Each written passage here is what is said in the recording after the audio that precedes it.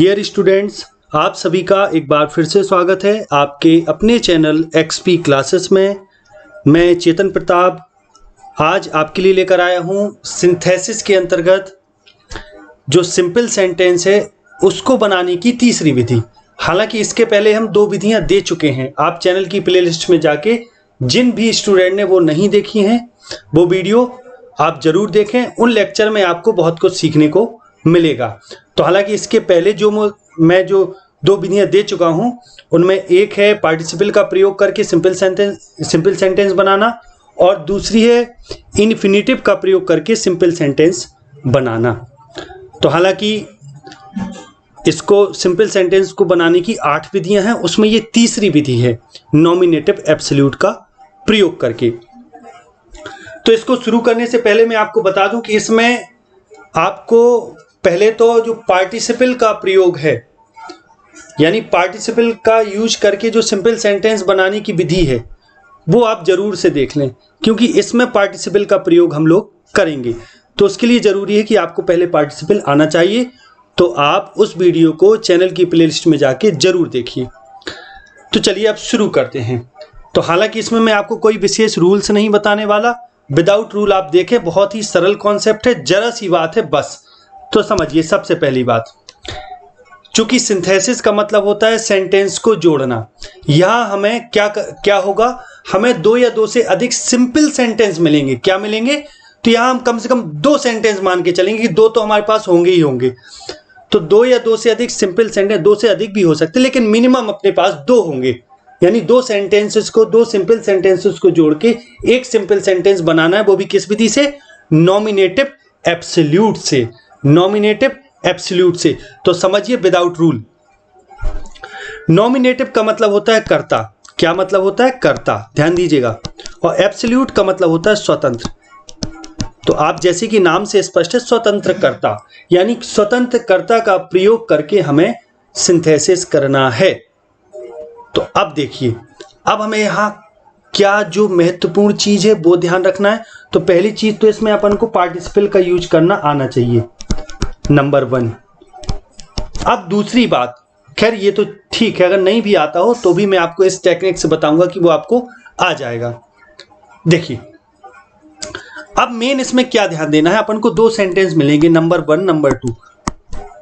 ठीक है, number 1 number 2 2 sentence मिलेंगे और इन दोनों सेंटेंस में कोरिलेशन होगा। कोरिलेशन कहने का मतलब यह है कि एक सेंटेंस में कारण होगा, हम मान के चलते हैं पहले सेंटेंस में कारण है और दूसरे में होगा परिणाम। फिर से समझिए मेरी बात को गौर से, बस मैंने आपको इस नॉमिनेटिव एब्सोल्यूट के अंतर्गत जो मेन चीज है वो मैं आपको बता रहा हूं। 2 सेंटेंस होंगे, जब हम उनको पढ़ेंगे तो एक सेंटेंस में कारण छिपा होगा किसी कार्य के होने का, ध्यान दीजिएगा, और दूसरे सेंटेंस में होगा परिणाम। अब ये जरूरी नहीं है कि पहले सेंटेंस में ही कारण हो सकता है पहले में परिणाम हो दूसरे में कारण हो, ये कोई तय बात नहीं है, ध्यान दीजिएगा। लेकिन आपको हमेशा पहले सेंटेंस में ही कारण मिलेगा, लेकिन ये कोई आवश्यक शर्त नहीं। हो सकता परिणाम वाला सेंटेंस पहले दे दिया जाए, बाद में कारण वाला दे दिया जाए, तो ये मैटर नहीं है। बस मैटर ये है कि आपको ये देखना होगा 2 जब सेंटेंस होंगे तो एक में कारण होगा, एक में परिणाम। तो हमें करना क्या है, आप भी जानते हैं कि परिणाम जो है वो बिना कारण के नहीं हो सकता। परिणाम बिना कारण के नहीं हो सकता, ध्यान दीजिए मेरी बात को। तो यानी जो कारण होगा, जिस सेंटेंस में कारण होगा वो सेंटेंस हम पहले बनाएंगे, राइट। यानी पहले बनाएंगे कहने का अर्थ यह है कि जिस सेंटेंस में कारण होगा उस सेंटेंस पर हमें पहले फोकस करना है, ध्यान दीजिएगा। तो पहली चीज तो ये समझ गए। अच्छा, तो इतना आप क्लियर हो गया होगा आपको कि एक में कारण एक में परिणाम, ठीक।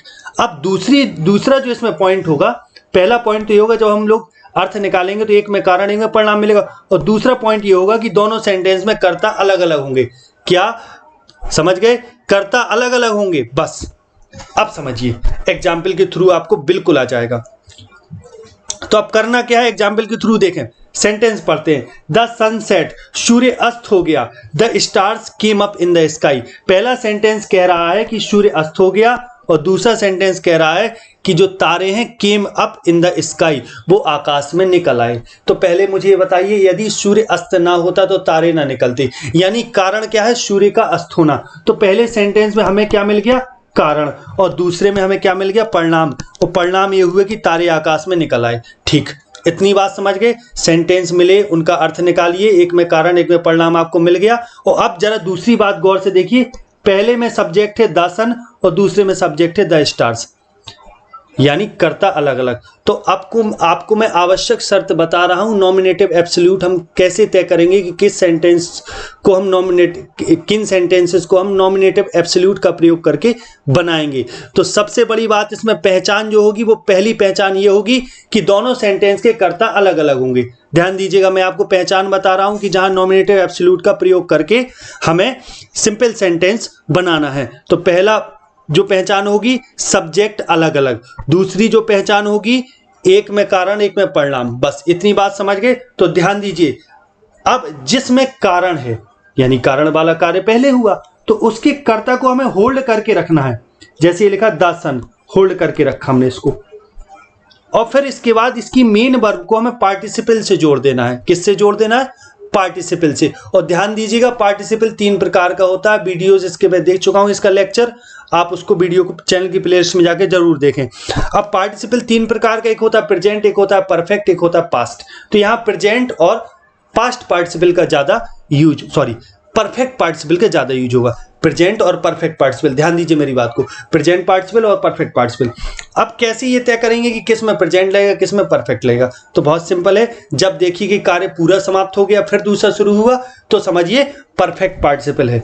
बस देखिए जरा गौर से, द सनसेट, सूर्य अस्त हुआ और तारे निकल आए। सूर्य अस्त ना होता तो तारे न निकलते। कारण और परिणाम दोनों का कर्ता अलग अलग। तो हमें क्या करना है, जिसमें कारण दिया है उसके सब्जेक्ट को रखिए पहले, तो फिर वर्ब को, उसी सेंटेंस की वर्ब को, इसकी सेंटेंस क्या है, सेंटेंस की वर्ब क्या है, सेट, और सेट जो है वो थर्ड फॉर्म है, उसको पार्टिसिपल से जोड़ दीजिए। अब ये बताइए, सूर्य अस्त होने का कार्य पूरा समाप्त हो गया ना, इसलिए परफेक्ट पार्टिसिपल लगेगा। और परफेक्ट पार्टिसिपल में क्या होता है, हैविंग प्लस वर्ब की third form, having plus verb की थर्ड फॉर्म। तो देखिए मैंने लगा दिया द सन हैविंग सेट, यानी ये अपना सेंटेंस कंप्लीट, यानी नॉमिनेटिव एब्सोल्यूट का काम पूरा।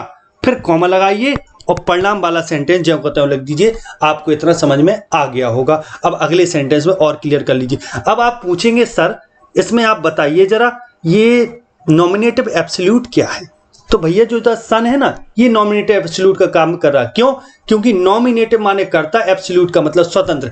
इस द सन पर इन दोनों सेंटेंस की मेन वर्ब का कोई प्रभाव नहीं पड़ रहा, यानी ये कह सकते हैं दूसरे अर्थ में कि ये बिल्कुल स्वतंत्र है। ध्यान दीजिएगा, अगला सेंटेंस देखिए, इससे आपको कोई लेना देना नहीं, आप तो बस सीधा समझिए बनाना कैसे, बस बात खत्म। अब देखें दूसरा सेंटेंस है, the police arrived, police I, the dacoits ran away, चोर भाग गए। पुलिस का आना हुआ भैया कारण, और चोरवन को भागना भाव परिणाम। ध्यान दीजिए, हमारे यहाँ बुंदेलखंडी में चोरों को चुरवा कहते, और इसके लिए कहानी प्रचलित है, चुट्टा चोर चना बटोर, आ गई नदी बह गौ चोर। तो समझ जाइए, बुंदेली में आपको मैंने बता दिया। द पुलिस अराइव्ड, पुलिस आई ये कारण है, और डेकॉइट्स रैन अवे, चोर भाग गए, ये परिणाम हो गया। तो समझिए भैया, पुलिस कारण है, ठीक, पुलिस का आना, तो पुलिस वाला सब्जेक्ट अलग, डेकॉइट वाला सब्जेक्ट अलग, दोनों शर्तें फॉलो हो रही। नॉमिनेटिव एब्सोल्यूट कहां प्रयोग होगा, जहां कर्ता अलग अलग हो, एक में कारण दूसरे में परिणाम। बस इतनी ही बात को ध्यान रखना है, और बस सीधे पार्टिसिपल का प्रयोग करके बना देना है। देखिए, तो पुलिस को तो करो होल्ड, और फिर परफेक्ट पार्टिसिपल हैविंग अराइव्ड, और फिर कॉमा लगा के परिणाम वाला सेंटेंस पूरा जो कहता हूं। अगला आइए भैया बेटा, देखो, the picture being interesting, the picture was interesting, picture interesting थी। We enjoyed it very much, हमने इसको बहुत एंजॉय किया। अब देखिए जरा, अब इसमें देखिए, पहले तो पिक्चर एक कर्ता अलग, और बी यानी कर्ता अलग अलग। पिक्चर इंटरेस्टिंग ना होती तो हम कभी एंजॉय ना करते, यानी कारण पहले में और दूसरे में परिणाम। समझ रहे हैं ना मेरी बात को? अब देखिए, अब इसमें कौन सा पार्टिसिपल लगेगा ये तय करना है ना। तो अभी मैंने आपको क्या बताया कि जब काम पूरा समाप्त होता हुआ समझ में आए तो परफेक्ट पार्टिसिपल, नहीं तो प्रेजेंट पार्टिसिपल। अच्छा, तो देखें जरा गौर से, इसमें प्रेजेंट पार्टिसिपल हो रहा, क्यों? क्योंकि पिक्चर इंटरेस्टिंग थी, हमने एंजॉय किया। ऐसा तो है नहीं कि पिक्चर इंटरेस्टिंग होना बंद हो गई हो, बराबर थी तभी एंजॉय किया, यानी कार्य साथ साथ हो रहा है, तो इसका मतलब प्रेजेंट पार्टिसिपल। तो क्या करेंगे? द पिक्चर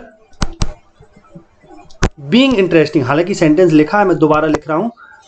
अच्छा देखिए, बीइंग, अब बीइंग क्यों लगाई है? ये एजएमआर बाज वर्ब जो होता है वो बी वर्ब होता है। कौन सी वर्ब? Be verb. तो बी की चूंकि प्रेजेंट पार्टिसिपल वर्ब के साथ आईएनजी लगाते ना, तो बी के साथ आईएनजी का मतलब क्या हो जाएगा? Being, the picture being interesting. बात खत्म हो गई, कॉमा लगा दीजिए, परिणाम वाला सेंटेंस जो कहते हैं लिख दीजिए, आपको समझ में आ गया होगा। अब आगे बढ़े, अगला एग्जाम्पल। मैंने बहुत सारे एग्जाम्पल लिए हुए हैं आपको, अगर आपने ये वीडियो पूरा देख लिया अच्छे से, अगर एक बार में पूरा कंफर्म ना हो, इसको आप दोबारा देखिए, फिर आपको कोई भी और एक्सरसाइज करने की आवश्यकता नहीं रहेगी, क्योंकि मैंने इसको ऐसे बनाया है वीडियो को ताकि आपको सब कुछ एक ही वीडियो में मिल जाए। देखिए, the teacher was absent, teacher absent था, the boys did not work, लड़कों ने काम नहीं किया। टीचर करता, अलग करता, ठीक है, दोनों में अलग अलग करता है ना। अच्छा, कारण है टीचर का एब्सेंट होना, परिणाम है लड़कों ने काम नहीं किया। लड़के साले बहुत बदमाश होते हैं, काम नहीं करते टीचर के एब्सेंट होने पर, है ना। सॉरी, यहाँ मैंने थोड़ा एक अब्यूजिंग वर्ड यूज कर दिया, उसके लिए क्षमा चाहता हूँ, लेकिन ये हकीकत है, बच्चे बदमाश होते हैं, कुछ बच्चे, सब नहीं। देखें, बुरा ना मानना बेटा, मैं आपको पढ़ा रहा हूँ, इसलिए कहीं ना कहीं आप पर मेरा हक है, इसलिए ऐसा बोल दिया, मैंने प्यार से बोला, इसको मेरा प्यार समझिए। चलिए आगे। तो इसमें भी वर्ब है, पिक्चर का इंटरेस्टिंग होना और बच्चों का काम ना करना, कारण परिणाम है, ठीक है। अच्छा, टीचर एब्सेंट बराबर थे ना, यानी काम साथ साथ हो रहा है, इसलिए बीइंग लगेगा, द टीचर बीइंग एब्सेंट। आगे बढ़ा दीजिए, अगला सेंटेंस देखिए बेटा, यानी परिणाम वाला सेंटेंस कॉमा लगा के जो कहते हैं लिख देना होता है, ठीक है। द टीचर वाज एब्सेंट, तो टीचर के एब्सेंट होने पर। अच्छा, मैं एक चीज यहां आपको बताना भूल गया, वो ये चीज भूल गया कि मैंने इसको अर्थ नहीं आपका बताया कि जब सेंटेंस बनेगा तो उसका क्या अर्थ आएगा। तो वही अर्थ आता है जो पार्टिसिपल में आता है। कैसा? जो पार्टिसिपल में आता है, यानी टीचर के एब्सेंट होने पर लड़कों ने काम नहीं किया। पिछले जितने भी सेंटेंस बताए उनका ऐसे ही अर्थ आएगा, ध्यान दीजिएगा, वही आएगा, कर करके पर, जैसा पार्टिसिपल में होता था, यदि आपने पार्टिसिपल का वीडियो देखा है तो, और नहीं देखा जिन्होंने वो जरूर देखें। देखिए अगला सेंटेंस, द सन रोज, सूर्य उगा, the birds begin to fly, बच्चों ने फ्लाई करना शुरू कर दिया, सॉरी, चिड़ियों ने फ्लाई करना शुरू कर दिया, सॉरी सॉरी सॉरी। देखें आगे, द सन रोज, सूर्य उगा, the birds begin to fly, चिड़ियों ने फ्लाई करना शुरू कर दिया। भैया, सूर्य का उगना कारण है और परिणाम है चिड़ियों का फ्लाई करना, और दोनों में सब्जेक्ट अलग अलग, तो हम सीधा बोलेंगे सूर्य के उगने पर या सूर्य के उगने के पश्चात, यानी परफेक्ट पार्टिसिपल का यूज हो रहा ना, क्योंकि सूर्य पूरा उग गया, तो हैविंग राइजन होगा वर्ब की थर्ड फॉर्म, तो द सन नॉमिनेट एब्सोल्यूट हो जाएगा, और फिर कॉमा लगा के अगला हम, यानी द सन हैविंग राइजन, सूर्य के उगने पर, comma the birds begin to fly. अगला सेंटेंस देखिए बेटा, the captain was killed, captain को मार दिया गया, द आर्मी फ्लेड, आर्मी भाग गई। बेटा जरा गौर से ध्यान दीजिएगा, कैप्टन अलग करता, आर्मी अलग करता, कारण है कैप्टन का मरना, परिणाम है आर्मी का भाग जाना, ठीक है, कारण परिणाम दोनों में अलग अलग करता, ठीक है, इतना समझ गए। अब देखें इसमें क्या परफेक्ट पार्टिसिपल लगेगा ना, क्योंकि कैप्टन पूरा मर गया, फिर इसके बाद आर्मी भागी। अच्छा, तो लेकिन इसमें एक चीज देखें, बाज के साथ वर्ब की थर्ड फॉर्म लगी, यानी पैसिव वॉइस है, और जब पैसिव वॉइस होता है तो हम क्या करते हैं, हैविंग बीन, क्या करते हैं, हैविंग बीन। क्यों? क्योंकि पैसिव वॉइस में बी की थर्ड फॉर्म लगाएंगे ना, बी वर्ब बी है, यहाँ बाज जो होता है वो बी वर्ब होता है, the captain having been killed, comma और परिणाम वाला सेंटेंस ज्यों कहते हो। अगला सेंटेंस देखिए बेटा, the leader was slain, leader slain, leader को मार दिया गया, स्ले माने होता हत्या करना, तो स्ले की थर्ड फॉर्म है स्लेन, लीडर की हत्या हो गई। The followers ran away in fear, जो फॉलोअर्स थे, अनुयायी थे, वो भाग गए डर के मारे। तो बेटा लीडर अलग करता, फॉलोअर्स अलग करता, दोनों सेंटेंस में अलग अलग करता है। लीडर का मरना, हत्या होना लीडर की, ये कारण है, और परिणाम क्या है, फॉलोअर्स का भाग जाना।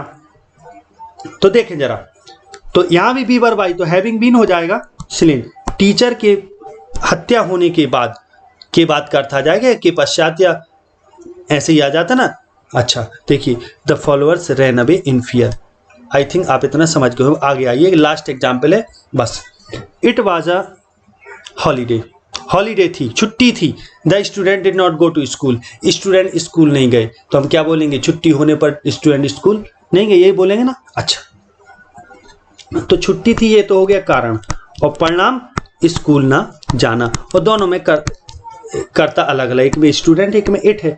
इट को हम डमी सब्जेक्ट बोलते हैं, ध्यान दीजिएगा। अच्छा, अब जरा गौर से समझे, इसमें प्रेजेंट पार्टिसिपल लगेगा क्योंकि कोई वर्ब नहीं है, बी वर्ब है तो बीइंग लगेगा, ठीक है। अच्छा, इट नॉमिनेटिव एब्सोल्यूट का काम करेगा, इट बीइंग अ हॉलीडे, ठीक है। हम कुछ नहीं कर रहे, प्रेजेंट पार्टिसिपल लग रहा तो बी में आईएनजी लगाते रहे, बीइंग हॉलीडे कॉमा, और जो अगला सेंटेंस है वो जगहों लिखते रहे, ठीक है, कॉमा लगा के।